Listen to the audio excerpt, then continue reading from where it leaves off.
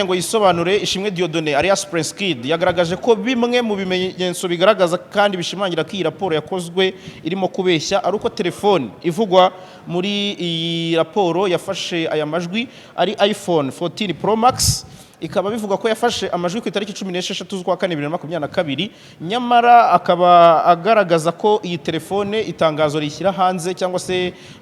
press release igaragaza ko iyi telefone igiye gusohoka yatanzwe na Apple yagiye hanze ku itariki 7 z'ukwa cyenda akabaza ati iyi telefone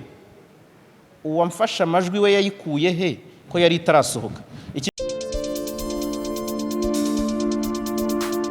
mubibona urubanza rurapfundikiwe n'urubanza rwa Ishimwe Dieudonné alias Prince Kid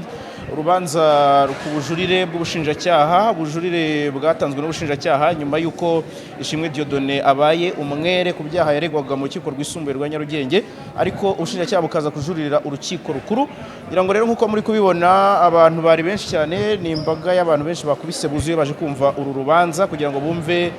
ibijyanye n'ubwiregure bwa Ishimwe Dieudonné ni ikimenyetso gishyashya ubushinjacyaha bwashingiyeho cyane kijyanye n'amajwi ikimenyetso n'umwe cyakomeje kutavugwaho rumwe mu bihe bitandukanye cyane cyane ko Ishimwe Dieudonné n'abamwunganira bavuga ko aya majwi atari umwimerere ariko ubushinjacyaha bugashimangira ko aya majwi ari umwimerere kuri iyi nshuro ubushinjacyaha bwaje bwitwaje raporo y'abahanga raporo igaragaza ko aya majwi ari aya nyayo ariko ibingibi abunganira Ishimwe Dieudonné bakavuga ko bikwiye kuba biteshwa agaciro kubera ko aya majwi mu bihe bitandukanye ubushinjacyaha bwagiye bwiyemerera ko yabaye edited cyangwa se yagiye yeditingwa cyangwa se akorwamo mu buryo bumwe cyangwa ubundi ngira ngo rero nkuko mubibona ku mashusho ni iburanisha ryatangiye hagana mu masaa 3 za mu gitondo aho ubushinjacyaha bwatangiye nyine bugaragaza impamvu bwatanze amajwi nk'ikimenyetso kindi bushingiraho buvuga ko bushinja Ishimwe Dieudonné bimwe mu byaha yari akurikiranyweho Maître Nyembo yafashe umwanya asaba ko raporo ya Rwanda Forensic itahabwa agaciro kuko amajwi yapimwe atari umwimerere mu gihe ubushinjacyaha buvuga ko bwitabaje impuguke kugira ngo zemeze ko amajwi ari umwimerere Maître Ngabo yisunze ingingo ya 38 n'iya 40 yavuze ko itegeko riteganya ko raporo y'impuguke ikorwa mbere y'urubanza ariko kuri no nshuro raporo y'impuguke ikaba yaraje urubanza rwarabaye akavuga ko hakwiye gusuzumwa ahabwa hawe ijambo mbuvuga ko raporo bwakoze nta ihuriye n'ingingo ya 38 kugera ku ya 40 bukavuga ko amajwi yafashwe ari ikimenyetso cyemewe mu manza nshinjabyaha bukavuga ko nta mpamvu yuko aya majwi yateshwa agaciro cyangwa raporo yakozwe yateshwa agaciro bakavuga ko kuba bavuga ko iyi raporo idakwiye guhabwa agaciro abunganira Ishimwe Dieudonné ari uburyo bwo kwiregura bagashimangira ko amajwi bayajyanye ku muhanga ariko n'ubundi yari asanzwe hari nk'ikimenyetso n'ubundi cyo gushinja Ishimwe Dieudonné ubushinjacyaha bwisunze urundi rubanza rwaregwagamo witwa Mukeshimana rwaciwe ku wa 13 Mata 2022 buvuga ko ikimenyetso cy'amajwi icyo gihe cyahawe ishingiro bityo no kuri Ishimwe Dieudonné alias Prince Kid wiyemerera ko aya majwi yafashwe araye bikwiye kuba aya majwi nawe ahabwa ishingiro ubushinjacyaha kandi bwokomeje bushimangira ko kuba Ishimwe Dieudonné n'abamwunganira bagaragaza ko aya majwi atari umwimerere aribo bagakwiye kuba bagaragaza ko yeditinzwe bakagaragaza icyaba kigaragaza ko atari umwimerere Maître Nyembo yasabye ijambo maze avuga ko bazareba ibisubizo ubushinjacyaha bwasubije kuri page ya 8 ndetse n'iya 11 muri dossier avuga ko kuba bemeje ko amajwi yafashwe na VBF ndetse akaba nk'umutangabuhamya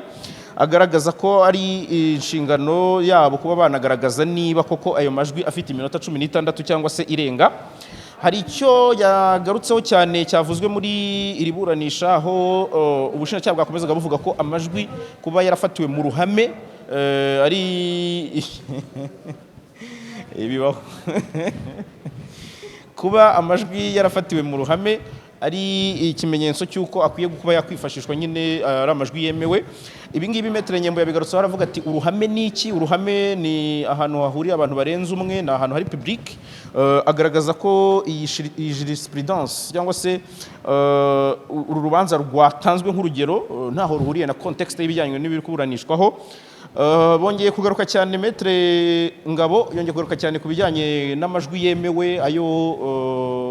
ayemewe gufatwa. Avuga ko akenshi cyangwa se amajwi avugwa mu itegeko ari amajwi ya email, SMS ndetse na WhatsApp, ariko akavuga ko kuri ino nshuro hakozwe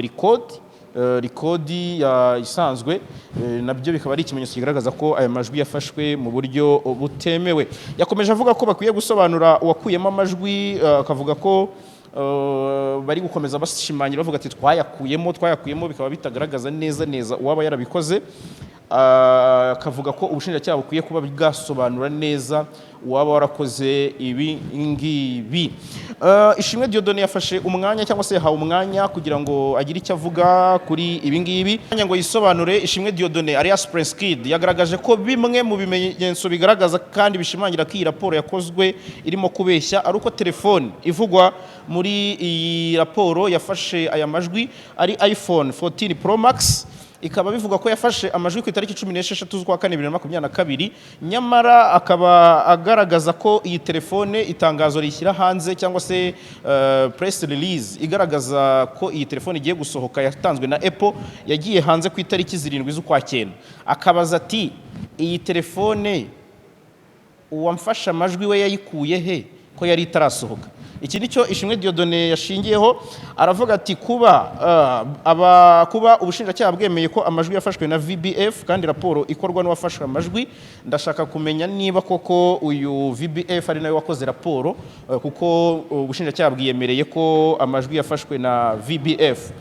Akongera akavuga ko kuba VBF umunyandiko mvugo yarabihakanye, agahakana imbere y'urukiko imbona nkubone, avuga ko nta hohoterwa yigeze akorerwa. Icyo nacyo ari kimwe mu byo urukiko rukwiye gusuzuma rukaba rwamugira umwere. Akaba avuga ko kuba bemera ko hari ibyo bakuyemo, yatanze urugero, umugore yatanze urugero hano avuga ati kuba bemera ko ari ibyo bakuyemo, aravuga ati nk'ubu ntanze urugero nk'umugore wanjye yitwa Elsa, ati wenda ati mvuze nti umugore wanjye witwa Elsa twajyanye gusura Nyembo. Iki gihe hano yahise avuga ati umuntu ashobora kweditinga muri Adobe agakuramo wanjye witwa Elsa cyangwa agakuramo Elsa twajyanye, akavuga ati umugore wanjye witwa Nyembo, ku buryo bitoroshye kuba wasobanukirwa niba koko ibyo Prince Kid yavuze ari byo byabaye delivery. Urwo rugero yatanze avuga ko bakwiye gusuzuma bakareba neza koko niba